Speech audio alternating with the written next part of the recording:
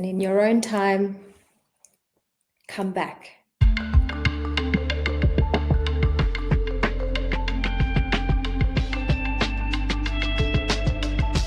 All good. That's great. That's great.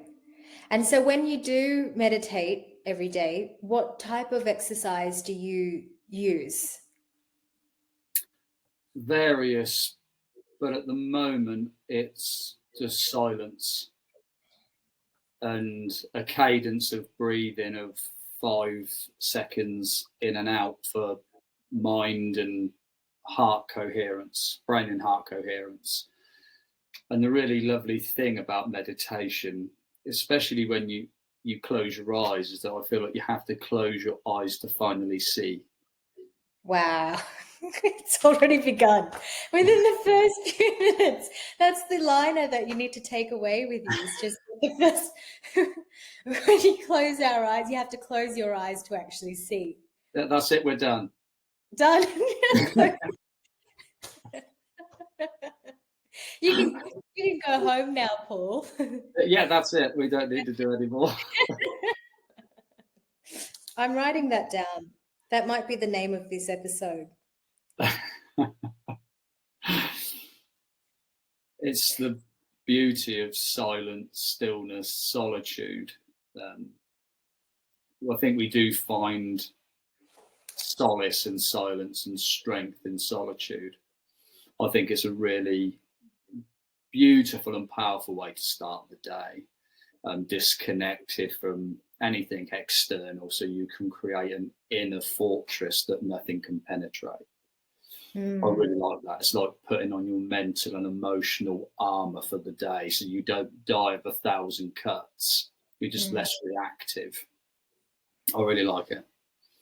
That's incredible, because some people might find it scary to be in stillness because there's so much stimulation around us. So they find it really uncomfortable to just have that uncertainty of being with yourself, whatever's going inside, and feeling the emotions. So how did you actually get to this point of being comfortable with wearing the armor?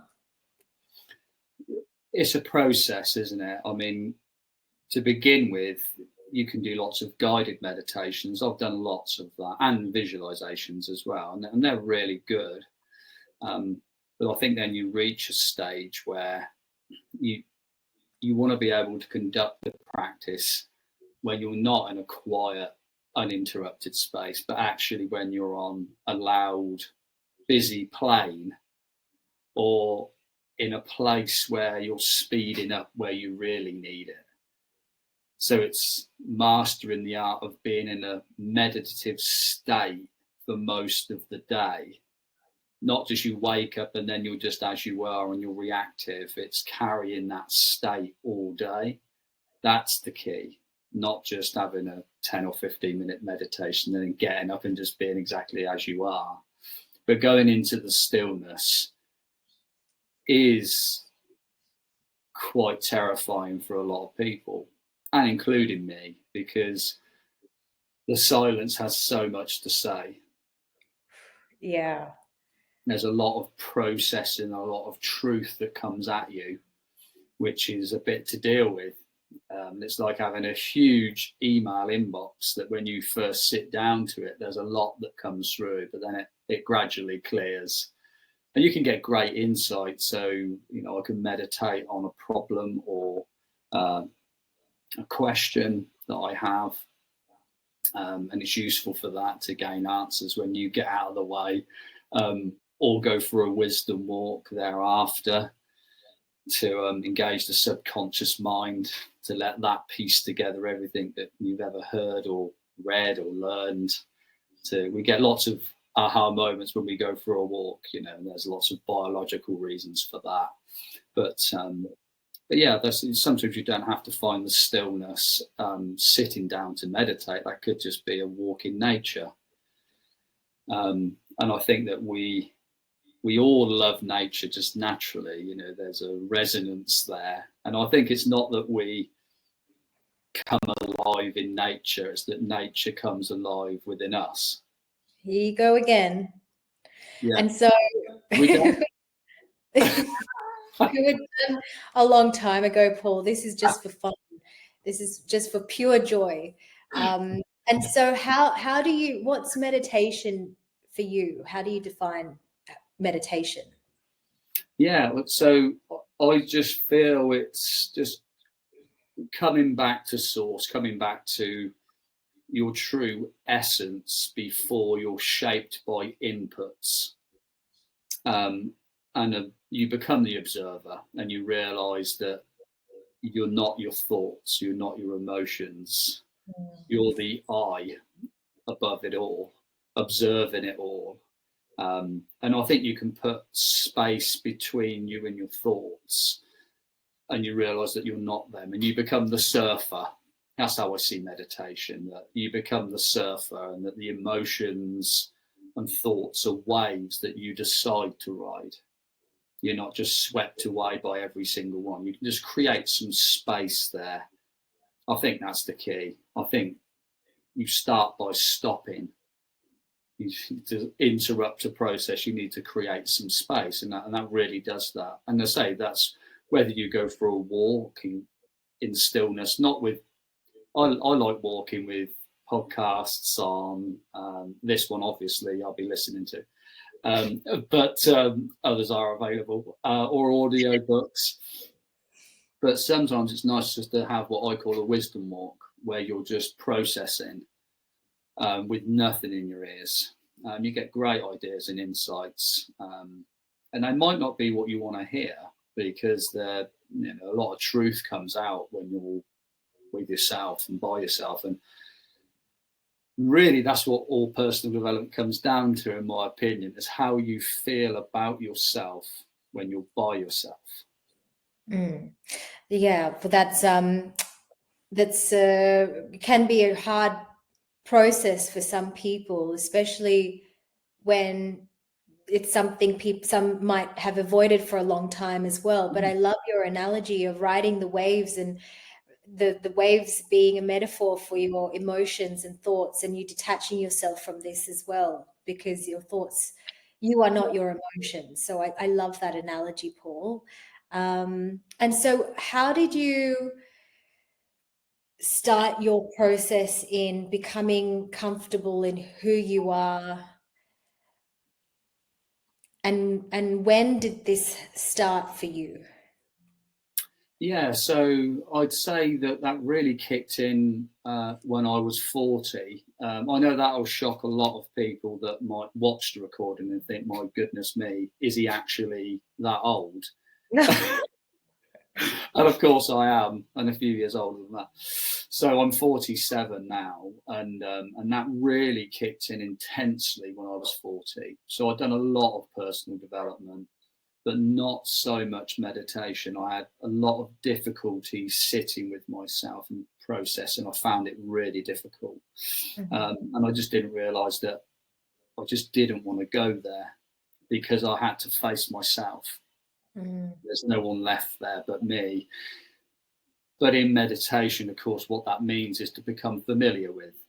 And so you are just becoming familiar with who you are, and you're realizing that all the things that you do, how much of those things are not you, but a reaction or a behavioral adaptation or compensation to a belief or inadequacy that you feel. So we do a lot of things that are outside of who we actually are in order to fit in or gain validation or acceptance or love, whatever that might be.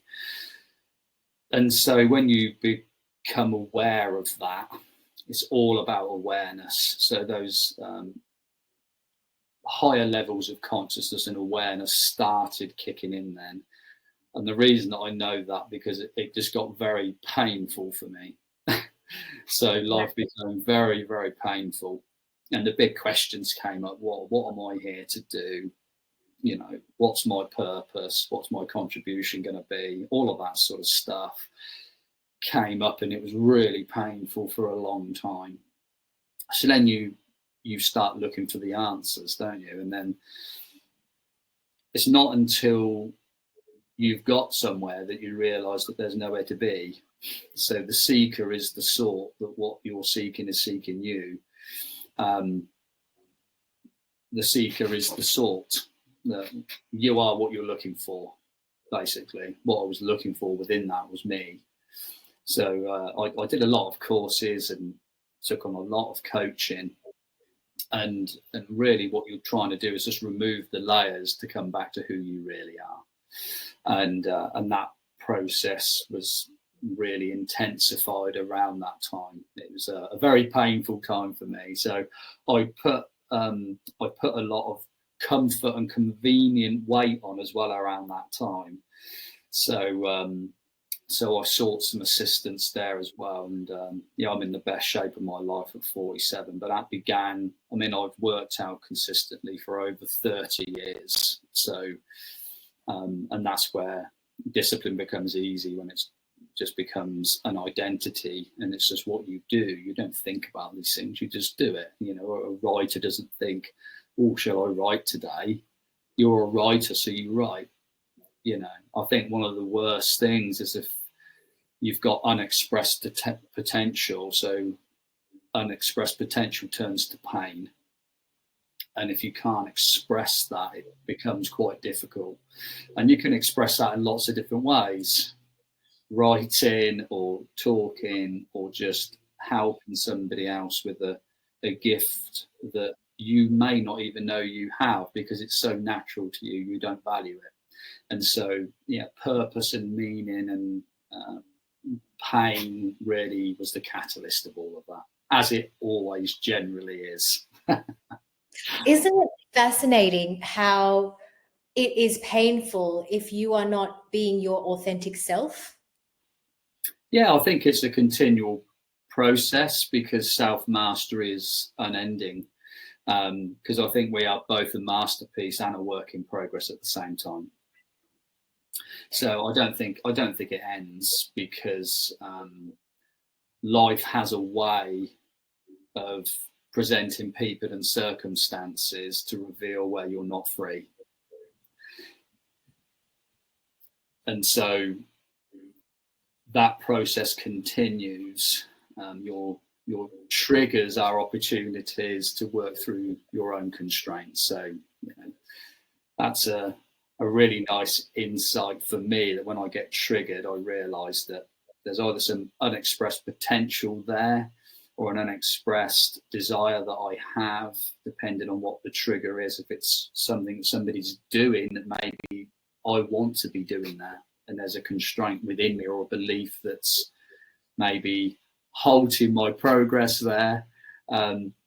Depends what it is. But again, it's all about awareness and raising your consciousness, so that you're not unconscious most of the day. I mean, I think that's the main thing. I think we just go unconscious a lot of the time, and you're just on autopilot. And so it's just catching yourself, really. So yes, it can be heavy at times, which is why I like a lot of fun and a lot of joy along the way, because in general, it can take you down a dark path when you realize that you've got unexpressed potential. And if you can't seem to access it and stay consistent and stay disciplined on a process, or losing weight, or building a business, whatever it is, and you say it's important, but your actions are something else, and you're incongruent, that causes a lot of suffering. Absolutely. Yeah, so I suppose it's being kind to yourself in the process, in knowing that you're contributing through creativity, rather than having an end goal per se, if that makes sense, because you're trying to express yourself, and you're finding new possibilities for you to then do this. And that can be so many different ways and forms of communication. And now we have over we have too much access to information, and so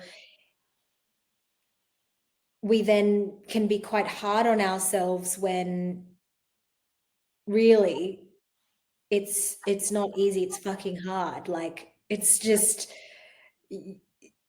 finding the authenticity of where you are right now, of discovering yourself through your creativity and as a form of expression, and connecting with other people whilst enjoying that journey or that process. Because other than putting a roof over your head, once the intention is there, I think everything will flow naturally. So with yourself becoming a mindset and personal growth coach, you started out, and correct me if I'm wrong, so you were involved as a bodybuilder, and so from there you transitioned into this space. So tell me more about how you got started, and how how would your friends and family, people closest to you, have known you from when you were a child versus the Paul that you are today? Yeah, that's a good question. Yeah, absolutely. And I mean, a lot of people may still describe me as a child. That will never change. The soul will remain, the spirit will. Absolutely, yeah. I think that having a playfulness and curiosity is a huge amount of life force is tied up in that, and so having joy and playfulness in your life unlocks a lot of creativity. So it's important to keep that alive. But that's me at my best, is a playful nature. So I don't know. I've been described in lots of different ways before. So I am quite intense. If you get me talking about purpose, identity, self-discipline, alignment, daily non-negotiables, and accountability, and spirituality, I'll be off, for days on end, and so it can be quite intense for the people around me, because I'm a really deep thinker as well. So I've got some quite complex facets. So I'm really playful, but also a really deep thinker, and quite a bit of a philosopher in the things that I remember and that I recite to people. And so it's a bit of an unusual thing. But a guy who I worked with, I asked him this question. I've known him for years, and I asked him this question a little while back, and he said, "I wouldn't know how to describe you at all." He said, "I wouldn't know where to begin. You're sort of a bit indescribable." He said, "All I know is I have a conversation with you, and after that, I feel great." So I don't really know how to put that. Sometimes from a third person's perspective, my wife would say I'm pretty crazy. Probably she probably thinks I'm pretty crazy and obsessive and relentless on certain things. So I suppose I am, like, I'm rigid in what's important to me, and so that's congruent with my beliefs, and what I say is important to me is then carried out within my life. So I think it's important to lead by example. So, and again, it's baked into your identity, isn't it? So one of our deepest needs as a human being is to be congruent with who we think we are. So, I don't just say I'm a bodybuilder. I work out six times a week and I eat well. So I have on the belief side, if a belief is a table, the table is, I'm an athlete, let's say, and I've got the legs on the table, which are all the actions that support that. So I think that's it at the end of the day.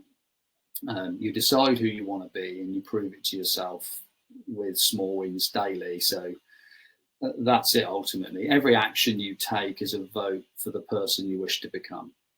I love that. And you're putting in the reps, you're strengthening that muscle over time. And so that becomes more of habitual for you, as well as though it's second nature for you, which is where we ideally want to be, where it becomes so natural and ingrained into our everyday lifestyle and regime that it's a no-brainer. It's, if anything, you wouldn't want it any other way. But before you got to this point, Paul, I want to know, how did you become so, I mean, you are who you are and you will always be who you are, and the person that you are today is a reflection of who you were as a child as well. If anything, it's just a more evolved and refined version.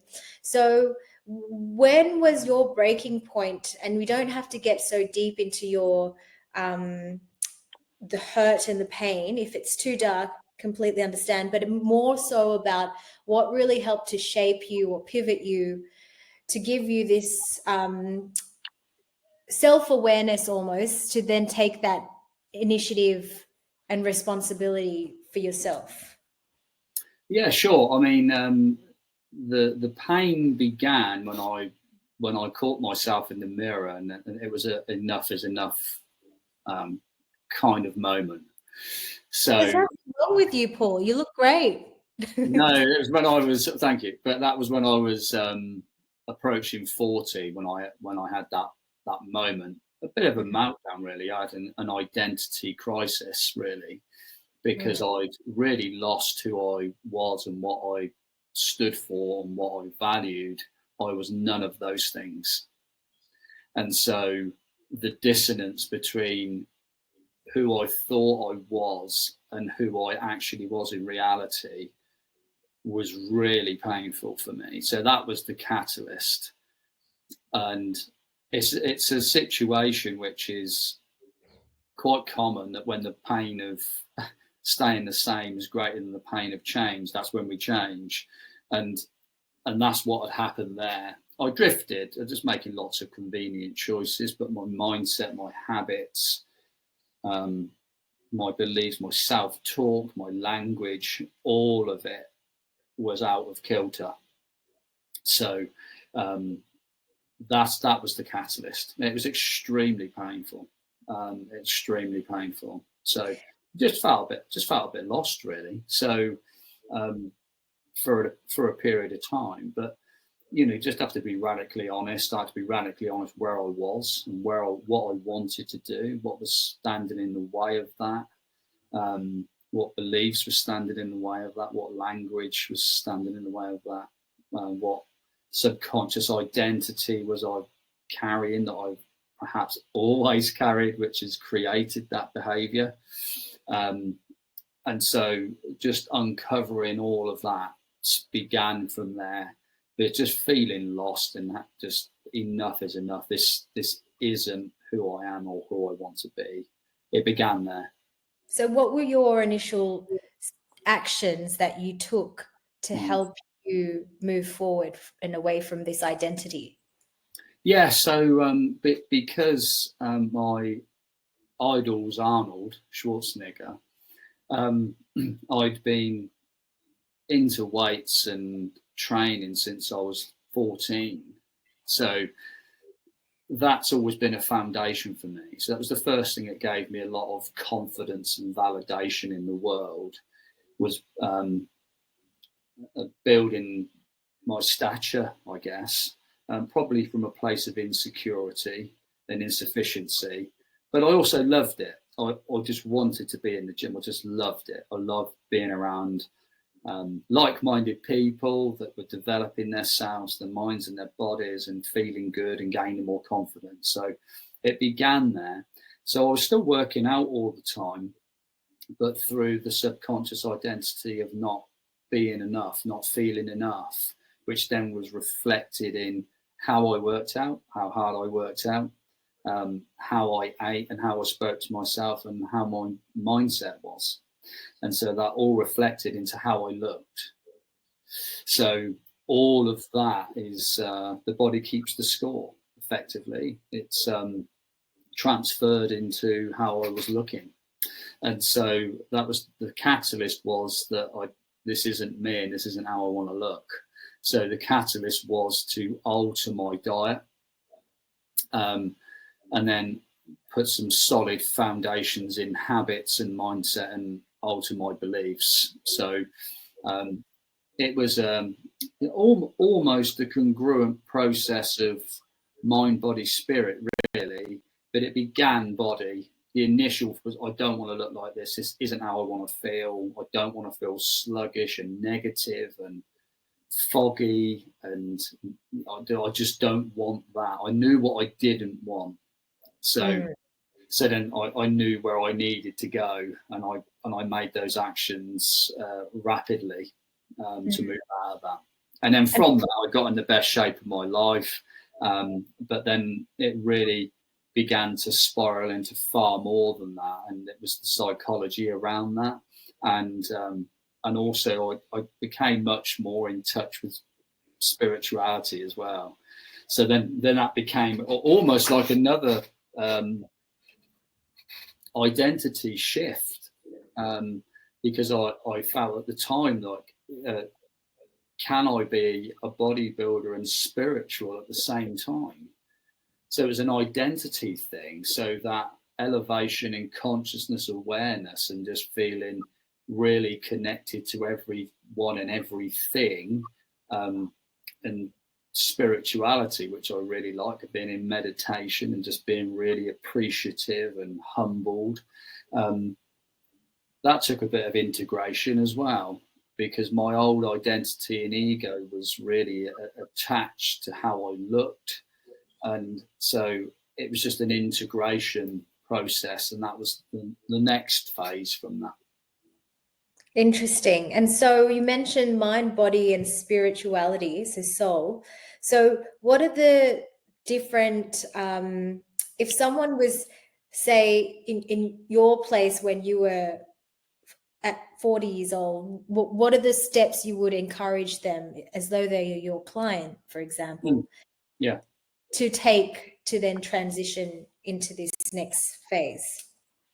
Yeah. So it may not be the highest priority for all of those things to be highest on their list, but it'll be something that's causing the most amount of suffering at that time. So it might just be they're caught in negative habits and thought loops that they're just really struggling to get out of on their own.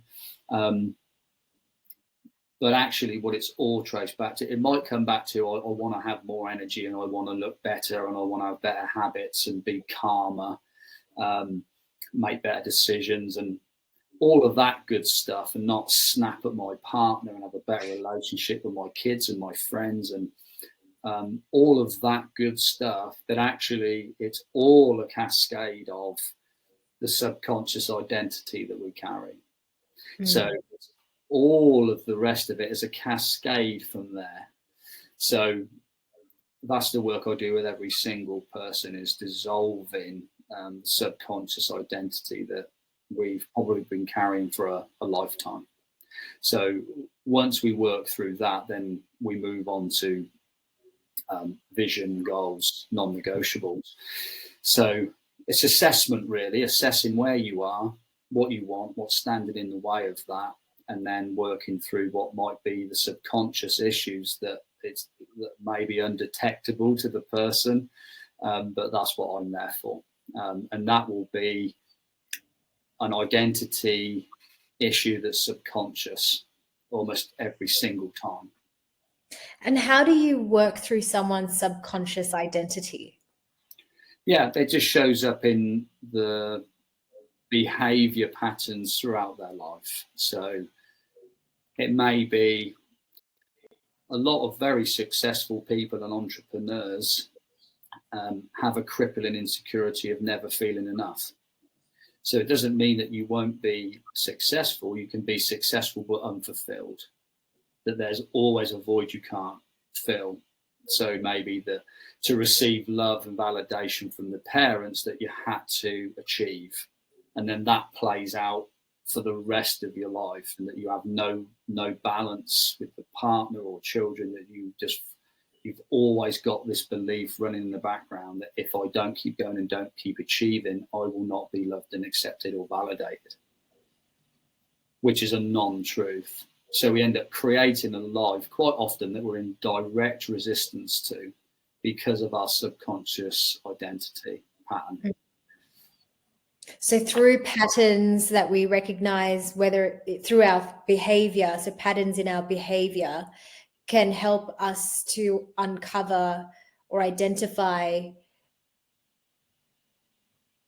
How do we know it's okay? So then we find our identity, but then how do we know if it's actually productive or unproductive?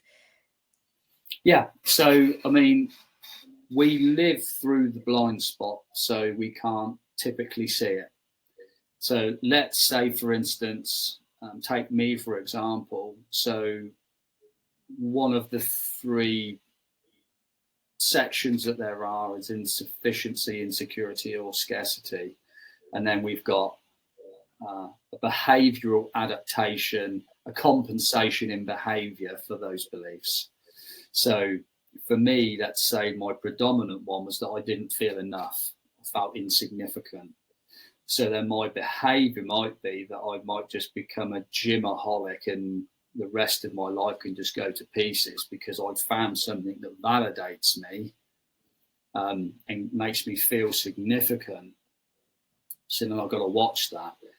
But also, if I've got that's giving me all the feel good chemicals that are driving my motivation and my behavior to repeat it, which is fine in some cases, depending on what it is, what the action is.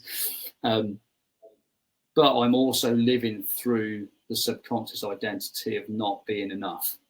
So that will show up in the job that I take, the food that I eat, and how I live and how I talk to myself.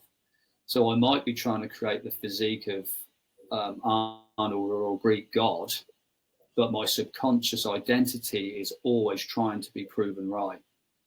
So that will just say that it make me feel unworthy of attaining that. So then that would show up in my diet, what I'm eating, how I talk to myself, the work that I do is lived through that blind spot. So but consciously I want to be somewhere, but my behavior is driving me somewhere else because my ego wants to prove my identity right.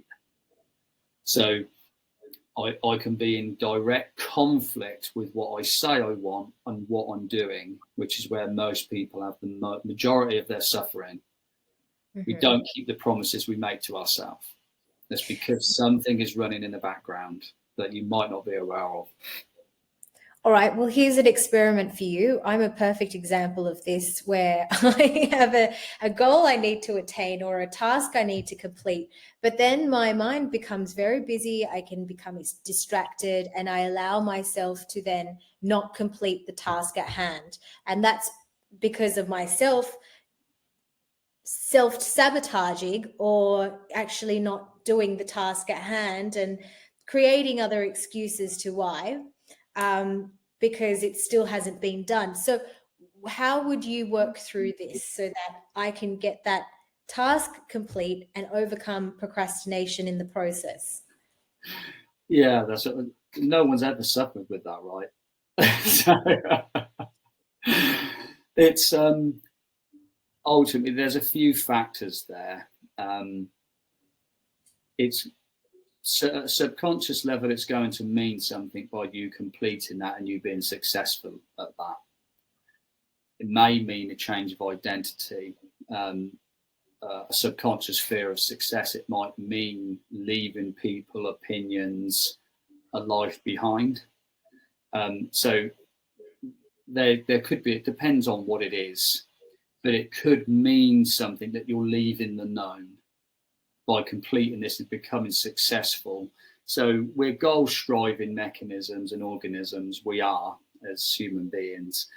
So you might well be achieving the goal that you've set out to do, but just subconsciously you might not be aware of it. So the goal might be we can expand a little bit, but not too much. So you might be hitting your upper limit of your blueprint of how successful you feel you should be based on childhood. So we have this blueprint within us, which is how fitness, romance, finances. And if we're happy in an area of our life, that means it just matches our blueprint and how we think it should be. And if we're unhappy with an area of our life, it just means that we're incongruent with how we think it should be compared to our reality. So it will just be an upper limit problem sometimes, but you just got to get clear about what you want, why you want it. Is it time bound? Is it specific so you can just get to work on it and not get overwhelmed? You set up the environment to support the behavior, but then you've got to get clear on your values.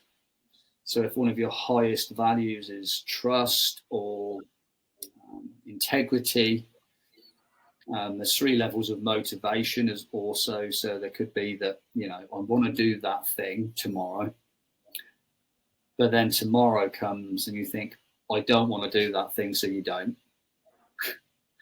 So there's one level. The second level is willpower, and that's like holding a beach ball underwater. Eventually it's going to pop up, and that's when you try and stick with the diet or try and work on a business or something for a period of time, and then you fall off. You're relying too much on willpower. So that's, I want to do the thing. I don't want to do it, but I'll force myself to do it. And typically that doesn't last long. If it can last long enough, it will become habitual. But then you've got the third level of it, which is desire. I really want this thing, and I'm going to do it. And now that can be a decision, and that can be leverage. So then when you tie that to what's going to happen if you don't do the thing, how does that affect you? How does that affect the people that you love and your clients, your environment? If you don't do the thing, how's that panning out? And then how does it affect everybody by doing the thing, the people that you love, the experiences you're going to have, your clients? But then having clear values. So if integrity is really high for you, that one of your top values is trust or integrity, well, that's self-trust. If you can't trust yourself, you ain't going to build or do anything if you can't build trust with yourself and keep the promises to yourself. So you've got to be clear then, which one of my values does that violate by me not doing the thing? Because we're wired to move from pain, but we need the pain of not doing the thing to become far greater than doing the thing. So there's numerous ways of doing that, which are relatively simple. You just have to keep top of mind why you're doing this and who it affects. That's really useful. But also, if it's threatening your identity, you'll tend to stick to it. So it's harder for me not to work out than it is for me to work out. Far harder. These things aren't difficult. Once they're identity based, then it's always going to be a bit of a challenge before it becomes habitual and part of who you are. Then you don't think about it, it's automatic. And so how do you is there a way to trick your brain into thinking you are this new identity, or is it a long and slow process that you need to practice over time? And I'm just going to turn the light on, Paul, because it's starting to get a bit dark here. So give me one moment and I'll be right back. No problem. So tell me, Paul, I'm back. And with the identity. Yeah, sorry. So yeah, you start with identity, which is normally where we go about things the right way. We want to change a result. So we think, okay, we want a different result. That's the result I now want. And now I think about what do I have to do? And then we come back to the identity last, which is the wrong way around.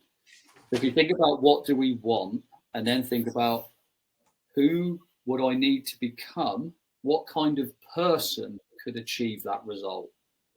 What's their mindset like? What are their habits like? What are their behaviors like? What do they value? Who do they hang around? And that's the transition. So between a goal And where we are right now, the only lag is becoming that kind of person. Mm-hmm. If you get clear around that, so if you've got somebody you can role model, somebody that's doing something that you want to do, who you can role model, because success leaves clues. Mm-hmm. So we all stand on the shoulders of giants, and then you bring yourself to that. So that can speed up the process. It's thinking about, who do I wish to become? And then you prove it to yourself with those actions. And so a lot of the times what stops people from taking those actions and that leap of faith is often because they don't have the self-belief. So how do you build self-belief? Yeah, by keeping the promises you make to yourself. So, and that could be, it doesn't mean you have to work on 4 90-minute deep work sessions. It could just be, okay, well, I'm the kind of person that doesn't hit snooze, and I can start right there. So if I'm not going to hit snooze and I say I'm going to be in bed by 10 o'clock, if I do those things, this stuff is quick. You can turn your life around in 1 week. But if you build self-trust, self-discipline is self-trust, self-love at the highest level. It's alignment. The moment you start believing in your own word, you become unstoppable very quickly. Because if you start with the small things that, I'm going to drink 2 liters of water today, and you do it, then you'll build in trust and belief with yourself. It's not necessarily gained by affirmations in the mirror. It's building an undeniable stack of proof that you are who you say you are.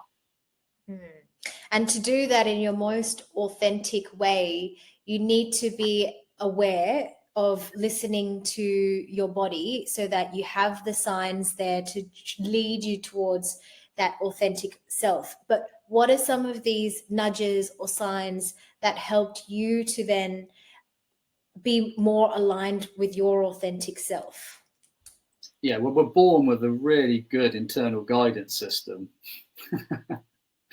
So negative emotions are signposts. They're just signposts saying, no, you're off track. This isn't what you're supposed to be doing. Mm-hmm. And your energy. So if you interact with something, let's say, a massive one for me was purpose. I don't know what my purpose is. How do I find my purpose? Well, it's just interacting with something that's an interest. And if it gives you more energy than it takes, keep going. You just follow your curiosity and your energy. Don't follow your passion, because that can be very difficult. People say follow your passion. You think, well, I don't know what my passion is. Or I've got lots of passions, so which one do I follow? Follow your energy. That doesn't lie.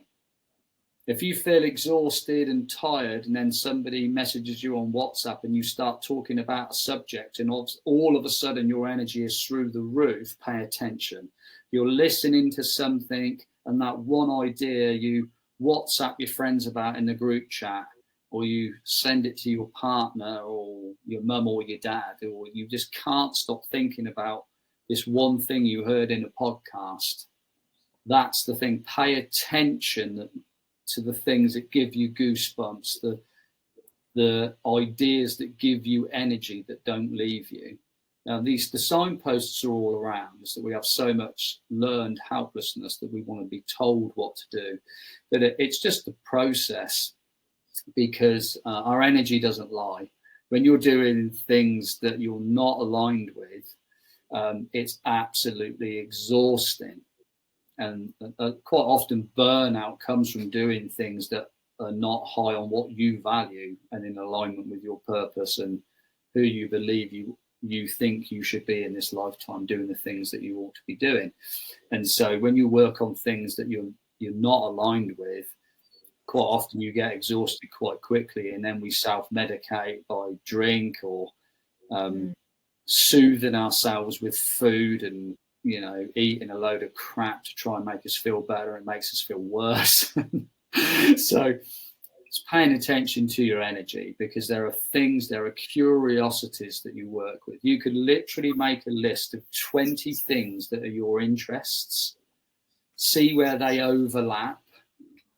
It's the icky guy. What are you good at? What do you enjoy? What does the world need? What can the world pay you for? What are the intersections between your interests and a need? So if you can solve a problem or meet a need, so again, these things are simple but not easy, because they take reflection and practice. What are some questions you might ask yourself for self-reflection?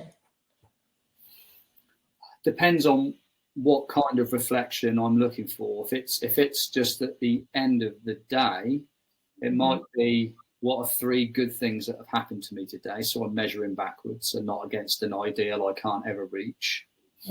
So what 3 good things happened to me today? What went well today? That's typically things that I've done, not things that have happened to me, but things that I've done.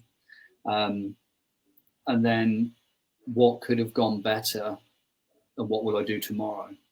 So there's reflection there, but there's also general questions that that there are self-discovery questions that I do when I work with somebody, and that's really deep and incredibly revealing, which is what I call know thyself.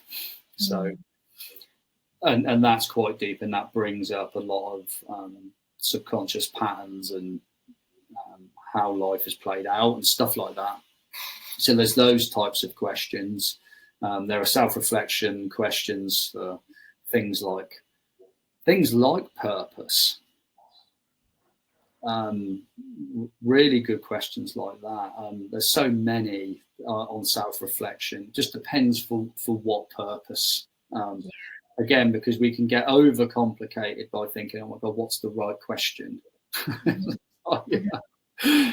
I being who I want to be? Am I doing what I want to do? Am I feeling the way I want to feel? And if the answers aren't what you want, then you can just begin to start making changes. It's not that difficult. A really good simple reset reflection question is that I really like, 'cause it's so simple, and you can ask team members as well and family members these questions that are really useful as well. What should I stop doing? What should I start doing? And what should I continue to do? I love that. What should I stop doing? What should I start doing? And what should I continue to do? Yeah. That should be the next traffic light system. The red, yellow, and green? Maybe that was what it was set up as. We don't know. We don't know. So you're traveling forward, then you need a pause, and then you need to stop, or vice versa. I think the stopping is very interesting. So I think whatever it is that you want to pursue, I think you start by stopping. You have to stop and assess, and you have to stop doing what you're currently doing if it's not taking you where you want to go. So then you've got to stop, remove, addition through subtraction, and less but better. So this is where we come on to the theme of really what I do, and it gives me goosebumps every time I talk about it, which is Michelangelo and the David that we spoke about the other day. And when they asked Michelangelo how he carved such a lifelike statue of the David out of marble, and he said, I didn't carve the David, I simply removed everything that wasn't David. I saw the angel within the marble, I removed everything else. And I think that's beautiful. And that segues really nicely into the story of the Golden Buddha in Thailand, which again is true. So there's the story of a solid gold Buddha. It's a really big Buddha in Thailand, outside of a temple, and several hundred years ago, invaders were coming, and they were obviously concerned that the warriors were going to come and take this towering statue of solid gold of their Buddha. And so the local monks, people just layered on all this mud and rock and just created a big mound, hoping that they would miss it, and they did. So then hundreds of years later, a young monk was just picking away at this mud, and he saw a little bit of gold shining through. So he kept going more, it was revealed.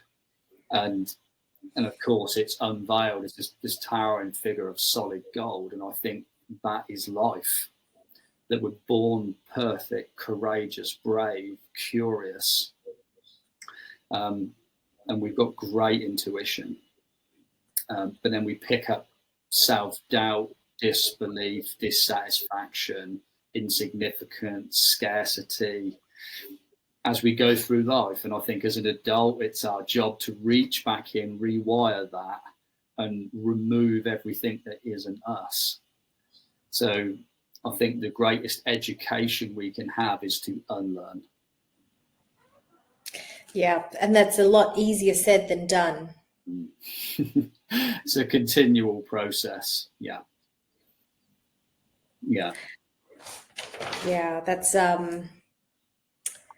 I love that analogy as well, of taking away the mud from the golden statue in as a representation of our pure selves, and then rewiring ourselves to then cut away the fat or take away the mud. Yeah, no, I think it's not a heaviness. It's to do that with lightness and compassion, because the real art of that is to enjoy being while becoming. So that you enjoy being while you're becoming, and you don't lose the present moment. That you be where your feet are. You shrink the window to what you're doing. Just 3 moments a day to be present with your coffee in the morning, that you feel the texture of the cup. You're not thinking about something else. You're not on your phone at the same time. You're just present with the coffee. You're really there. So you're not projecting into the future or dragging the past. All your energy is right here, right now. And then you really begin to see it again, and you can appreciate the small things. Because the moment you label something, you stop seeing it. So if I didn't know that this was a laptop, this is a table, this is a bottle, that's a light. If I don't know what it is, I really see it. And I think really that's the art of living, is being where you are. You're enjoying being whilst you're becoming, and you're just becoming. Your becomingness is removal. Yeah, you're going to learn skills, but you've got to create that space first. It's like having a full garage. If you quite often in personal development, it involves adding a lot of things, and it's overwhelming. You think, okay, well, what do I need to stop doing to actually create space for what's important to me? And being honest with ourselves is starting with that, But again, with a lot of playfulness and a lot of compassion. Yes. Yeah. Well, that's comes around. It's a full 360, because right at the beginning of this conversation, you mentioned of walking through life in a meditative state and being present in this moment, and also having that space to enjoy the process, to be present in the creativity of or what it is that you're doing. It could be walking through the park, it could be having a glass of water, it could be washing the dishes, but just really appreciating each and every moment. Yeah, definitely. And the mind going back, circling back to the procrastination point, is that the mind always gravitates to what's familiar. That doesn't mean it's healthy, but it will gravitate to what's familiar. That's just how it works. We don't have to get into the neuroscience, but it's a prediction machine. And so quite often past hurt informs future fear. Past hurt informs future fear. So if something's caused distress or any type of like micro or macro trauma, any type of pain, it doesn't want to repeat it in the future. So I think with a simple visualization process of what you want to do, you make it fun and easy. You know, if we think that the things that we really want to do are hard and difficult, then you're going to have more resistance there. So if you think about how can it be fun and easy, you know, can I anchor the place that I work in, because location has energy and time has memory?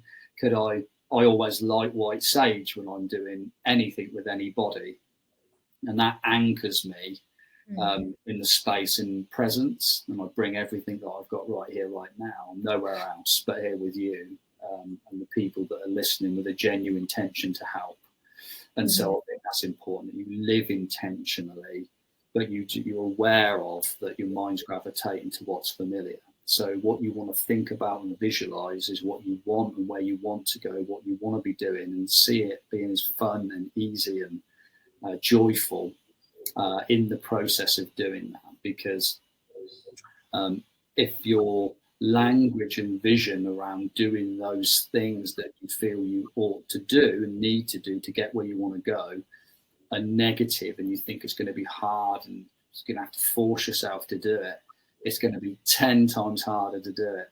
But if you think, how can I make this fun and easy? Can I put on music that I like in the background? Can I anchor? Can I sit down with my favorite beverage? You know, can I sit down with a nice coffee? You know, can I have my vision board behind me? Can I have my list of reasons next to me as to who this affects by doing this, and get all excited about it? Again, like there's very simple ways of generating that for you that aren't complicated. It's just working with our neurochemistry, so that, you know, because, you know, we release dopamine in the pursuit of. So I think we get stressed when we're attached to the outcome so heavily we lose the process. So let's say, for instance, overall my vision or my task is to build a brick wall. Now, I'm not sure how well that would go. I'm definitely not the best bricklayer, but I can't control the wall. But all I can do is lay one brick perfectly to the best of my ability each day. So whatever the goal is, whatever the thing is you want to do, there's going to be a handful of fundamental actions that lead you to that outcome. So you let go of the North Star, you know what the North Star is, and then you let go of that and you focus on the process. So systems beat moods. Systems beat moves. Every time. Yeah. You don't have to wait to feel like it. You've built a system, and all you need to do is execute that system. Yeah, and then it just becomes a matter of consistency and building or laying brick by brick. Brick by brick, literally. Yeah, I don't have to worry about the wall. That will take care of itself. All I need to know is I've got my non-negotiables that lead me to that, the thing that I want, that I feel I want, that I've got my reasons for. I know what it's going to violate if I don't do the thing. So I've got plenty of leverage over myself, good and bad, to do the thing. And I'm going to make it as fun and enjoyable as I possibly can. So I've got less resistance. But also, I want to turn pro. I don't want to, attack what I want from a place of I'll do it when I feel like it, and when the circumstances are right, and when I've got a bit of free time. Because when you're interested, you do it when it's convenient, and when you feel like it, when you're committed, you do it anyway, because you know all the reasons why it's important. But quite often we don't do things for ourselves, but we do it for other people. That's why you tie it. You tie it to, I want to retire my parents, let's say, by the time they're 60. I want to retire my parents. I mean, that's a big goal. That's a big reason. That's a big why. And I think when you get to the why should make you cry. The why should make you cry, because we're driven by emotion. and we back it up by logic. So if we can get our emotions working for us, there ain't nothing you can't do. Mm. I love that. And I think that's I've covered. I mean, we can continue talking about this for hours and hours, but I think you have definitely helped myself, and I know that you will help many other people who are listening to this, Paul. So I really appreciate your knowledge and nuggets of wisdom that you've experienced over your lifetime till now. So the takeaways for me really were, I mean, there are so many, but your tips for self-discipline, being in alignment with your authentic identity, how to overcome procrastination, visualization techniques, building self-belief, self-trust, and also working through your energy and using negative emotions to pull you towards or push you towards being in more alignment with your authentic self, and using the stop, start, continue method to check in on yourself, but also having systems to help you lay the bricks and the foundations to build the muscle so that you can keep moving forward, and then look back and see that you've built yourself a wall and enjoy a glass of wine or whatever it is that you enjoy to make the process fun in the process. So it's been, yeah, that's so insightful, Paul, and yeah, it's been brilliant. So I've really enjoyed listening to you, and I've really enjoyed our conversation. So thank you so much for being so open and generous with your time and your knowledge and wisdom and your energy. So thank you so much.